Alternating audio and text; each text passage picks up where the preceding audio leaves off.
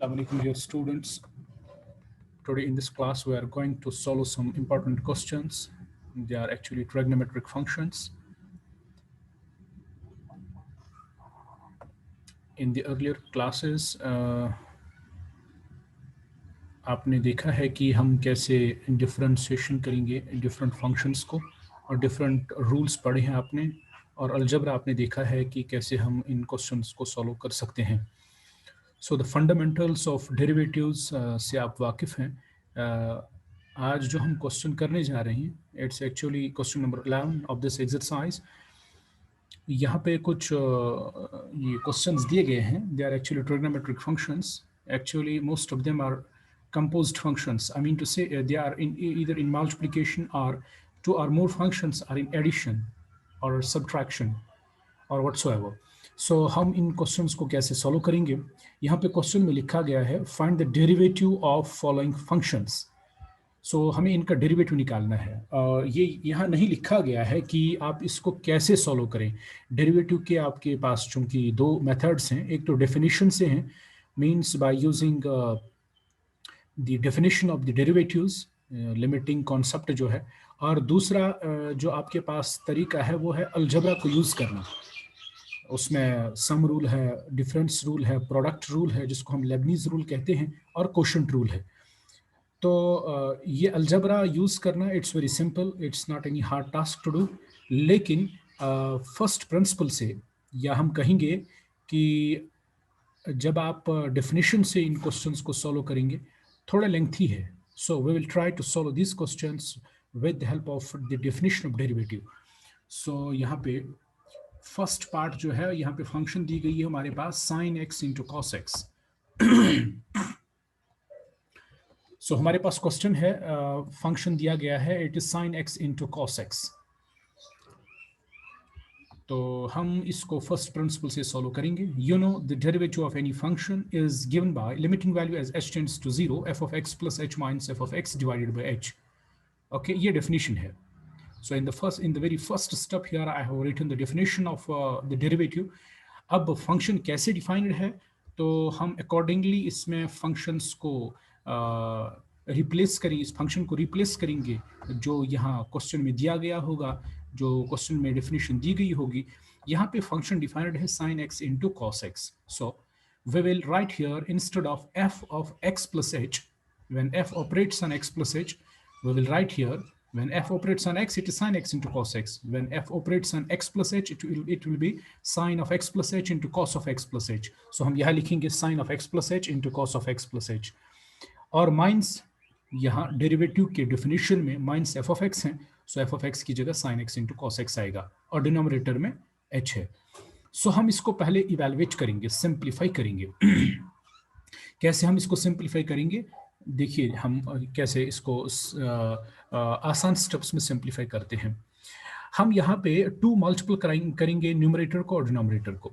ठीक है, 2 को हमने मल्टीपल किया तो 2 की वजह से ये twice sine of x plus h cos of x plus h बन गया, और यहाँ पे twice sine x cos x बन गया. तो ये बनेगा twice sine a cos a, and you know that is actually a double angle formula. We can write it sine 2a. Okay, तो हमने यहाँ इस थर्ड स्टेप में साइन 2a लिखा. a is here x plus h, and in the next after this different sign it is a is here x, so यहाँ पे हम लिखेंगे sin 2x. so इसके बाद यहाँ पे आपके पास बनता है sin of some angle minus sin of some next angle. These two angles are totally different, so it's sin a minus sin b. Sin a minus sin b हम formula use करेंगे, that is twice cos of a plus b by 2 sin of a minus b by 2. so हम इनको add करेंगे angles को. यहाँ पे ये आएगा 2x plus 2x, that is 4x plus 2h divided by 2, और यहाँ 2x cancel होके 2h आएगा divided by 2. 2 and 2 goes, we are left with only h here in the second product term, और फर्स्ट में 2 कॉमन होके ये खत्म हो जाएगा. इससे इसके साथ आपके पास बचेगा twice x, और यहाँ h बनेगा. so it will be 1 by this h. हाँ, यहाँ ये 2 था, ये हमने कैंसिल किया इसके साथ, क्योंकि यहाँ पे 2 sign A minus sine B से जो हमने फॉर्मूला यूज़ किया है वहाँ से 2 आया, वो 2 डिनोमिनेटर के 2 के साथ कैंसिल हो गया. तो ऊपर हमने इन एंगल्स को सिंप्लीफाई किया. आपके पास cos of 2h 2x plus h बनता है और साइन ऑफ h बनता है। तो इसके बाद हम इसको फर्दर सिंप्लीफाई करने के लिए हम इसको लिमिट अलग अलग दे देंगे। These are actually two functions, you know the limit of product is product of their limits, so we will give the limit separately to these functions. इसका सेपरेट देंगे, इसका सेपरेट देंगे। पहली फंक्शन को जो हमने कॉस को अलग से लिमिट दिया तो यहाँ आएगा कॉस ऑफ 2x प्लस 0 और यहाँ पे आएगा into 1, so it will be cos of 2x।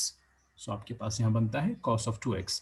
so question हमारे पास था sin x into cos x, question हमारे पास sin x into cos x था, इसका डेरिवेटिव जो है that is cos of 2x।